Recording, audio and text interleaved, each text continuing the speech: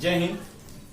Chapter number 6 का class 10 का chapter number 6 का एक लास्ट लाइफ प्रोसेस बाकी रह गया है और इसके बाद चैप्टर हमारा एंड हो जाएगा, जिसका नाम है एक्सक्रेशन सिस्टम, उत्सर्जन तंत्र। Excretion in humans, excretion in plants, दोनों चीजों को जानना है। तो सबसे पहले हम एक्सक्रेशन इन ह्यूमंस के बारे में जानेंगे, उसके बाद एक्सक्रेशन इन प्लांट्स के बारे में जानेंगे। शुरुआत करते हैं यहां से। आप एक बहुत ही जबरदस्त चित्र देख पा रहे हो, जो चित्र है ह्यूमन एक्सक्रेशन सिस्टम का या ह्यूमन एक्सक्रेटरी सिस्टम का, यानी कि मनुष्य का उत्सर्जन तंत्र है। ये मनुष्य का उत्सर्जन तंत्र है। यहाँ पर मैंने एक चित्र बनाया हुआ है, आप अच्छे से अगर ध्यान दो तो देखो, यहाँ पर एक सेम का बीज होता है, सेम के बीज के आकार का यहाँ पर एक किडनी है और सेम के बीज के आकार का यहाँ पर एक किडनी है। ठीक है, अगर मैं ऐसे खड़ा होता हूं तो ये राइट साइड होगा, ये लेफ्ट साइड होगा। तो ये वाले किडनी, हिंदी में इसको बोलते हैं वृक्क, ये वाले किडनी को बोलेंगे दाहिना किडनी और ये वाले किडनी को बोलेंगे बायां किडनी, हिंदी में बोलते हैं वृक्क।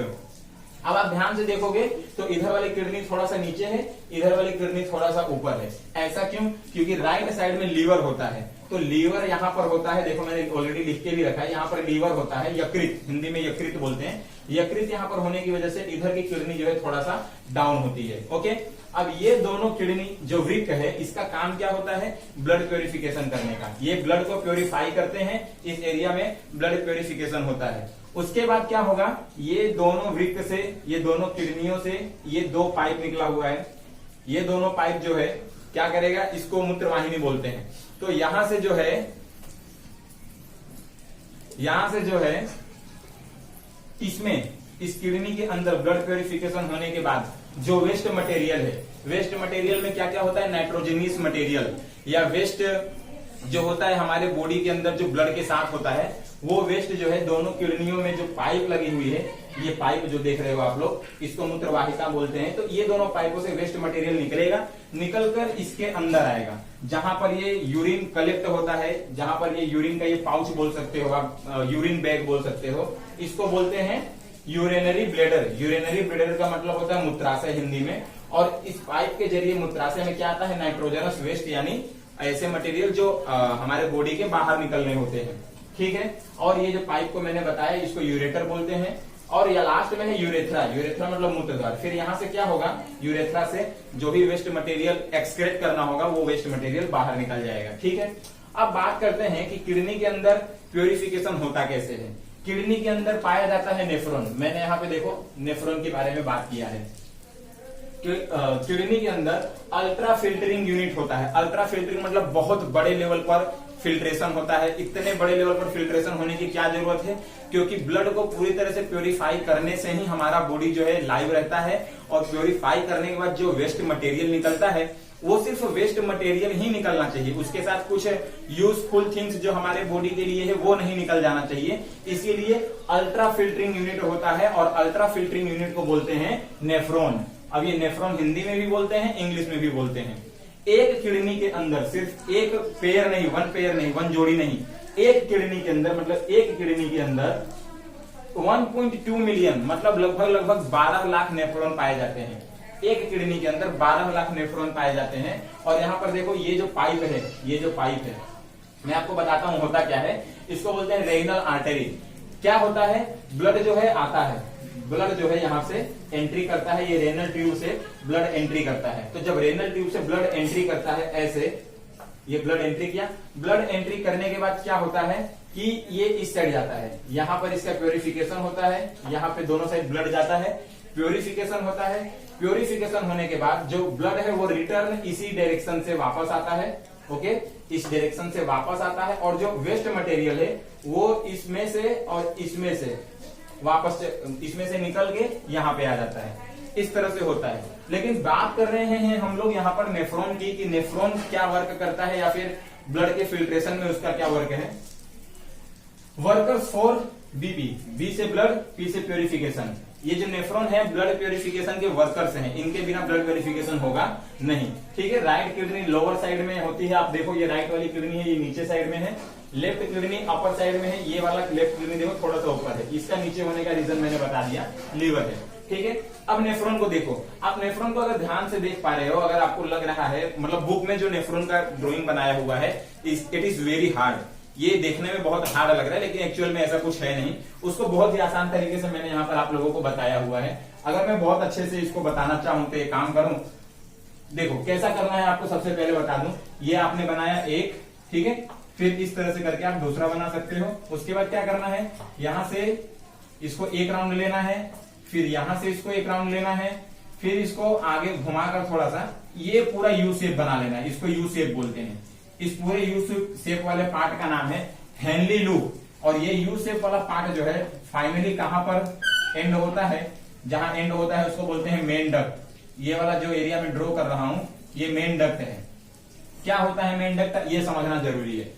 होता क्या है कि नेफ्रॉन में काम क्या होता है, जैसे जो छोटे छोटे सिलिरी होती हैं, जो छोटे छोटे रुधिर वाहिकाएं होती हैं, ठीक है, वो रुधिर वाहिकाएं क्या होगा, यहां से ब्लड जाएगा, ठीक है, यहां से ब्लड एंट्री करेगा, ब्लड है एंट्री करेगा। उसके बाद ये अंदर गोल गोल गोल गोल ऐसा पूरा क्या होगा, घूमेगा, मतलब पूरा अच्छे से तेजी से फुल प्रेशर के साथ। तो इसमें से जब ब्लड जा रहा है तो बहुत ज्यादा प्रेशर के साथ जा रहा है, ठीक है, बहुत ज्यादा प्रेशर के साथ जा रहा है। और यहाँ बहुत ब्लड जो है तेज से तेज घूमता है और यहां से घूमते हुए एक पतली सी नलिका निकलती है, पतली सी। तो नीचे से जब ब्लड गया तो नीचे वाले को बोलते हैं एफरेंट रेनल ट्यूब। और अंदर घूमने के बाद इस जो अंदर है इसको बोलते हैं बोमन कैप्सूल, ठीक है, बोमन कप बोलते हैं। तो इस कप के अंदर जो ऐसा बना हुआ है, इसके अंदर ब्लड ऐसा गोल गोल जो वेसल्स ये गया है, ऐसा घूमते हुए बाहर एक पतली सी नली निकलती है। तो होता क्या है, पहले से ऑलरेडी प्रेशर ब्लड का इतना ज्यादा था, ठीक है, और जब ब्लड का प्रेशर इतना ज्यादा था और एक घूमने के बाद जो फिल्ट्रेशन जो यहाँ पे प्रोसेस चालू हुआ, वहां से जब ये पतली सी नलिका निकली, ये पतली सी जब नलिका निकली तो ये पतली हो गई। पहले कैसा था, ठीक था, बाद में कैसा हो गया, थिन हो गया।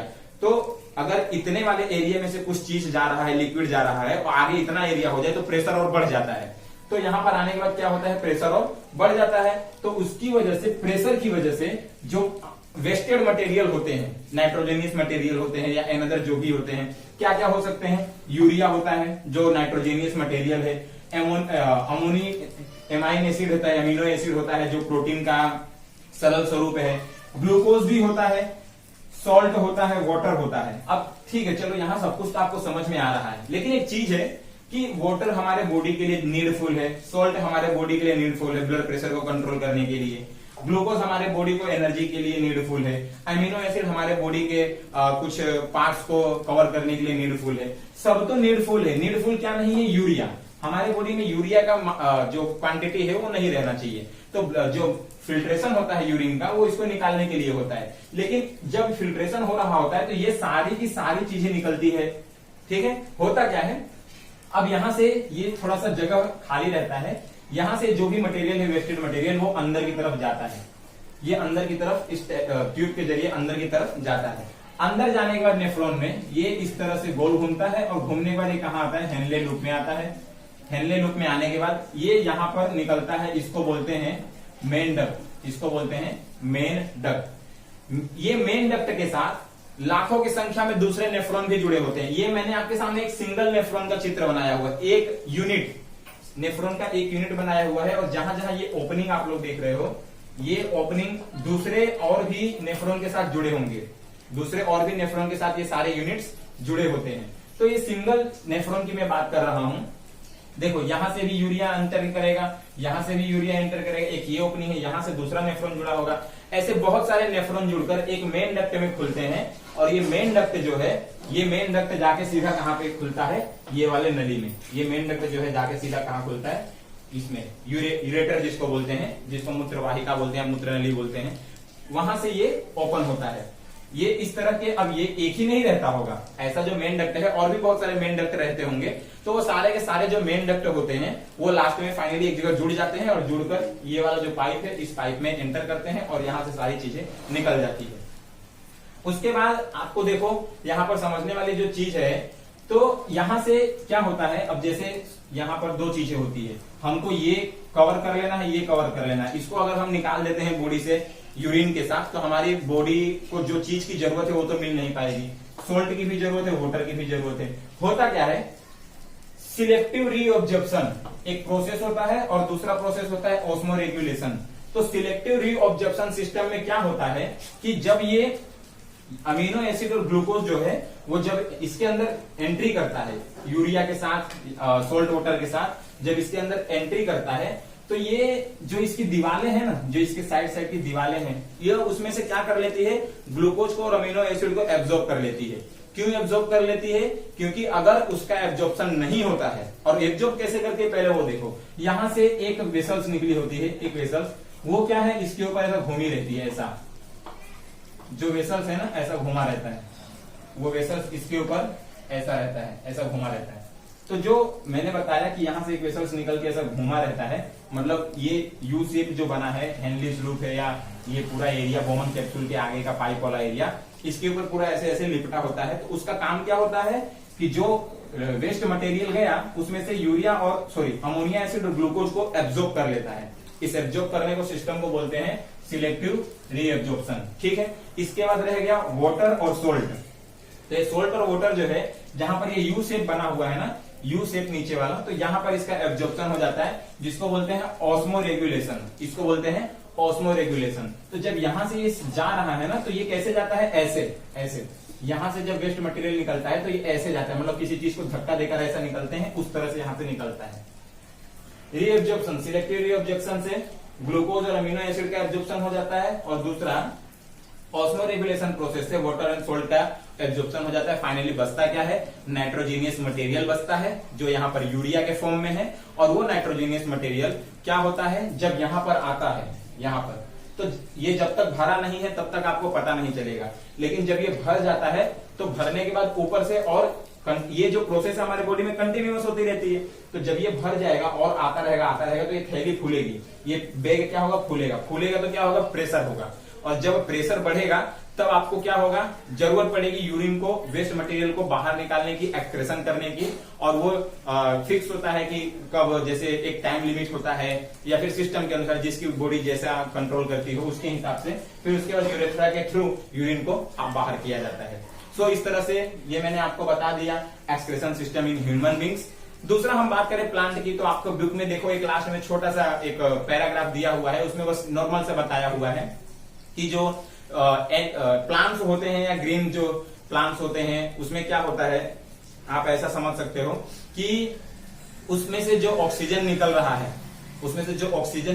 है, फोटोसिंथेसिस प्रोसेस की वजह से, वो ऑक्सीजन भी वेस्ट मटेरियल है। उसमें से जो पानी निकल रहा है, जो ऊपर रेस्पिरेशन हो रहा है, रेस्पिरेशन की वजह से रेस्पी इंस्पिरेशन, यानी कि वाष्प के स्वरूप में, गैस के स्वरूप में जो लीफ में से पानी निकल रहा है, वो भी उसके लिए वेस्ट मटेरियल है। आपने देखा वो गोंद निकलता है पेड़ों में से, रबर निकलता है, या फिर जो स्टिकी मटेरियल जो होते हैं वो निकलता है। ये सारे के सारे क्या होते हैं, वेस्ट मटेरियल होते हैं प्लांट्स के लिए। इसके अलावा एक और प्रोसेस होता है, आपको पता होगा, नाइट के टाइम ये भी श्वसन करते हैं प्लांट्स भी, तो कार्बन डाइऑक्साइड रिलीज करते हैं। तो कार्बन डाइऑक्साइड भी एक प्रकार का क्या है, वेस्ट मटेरियल है।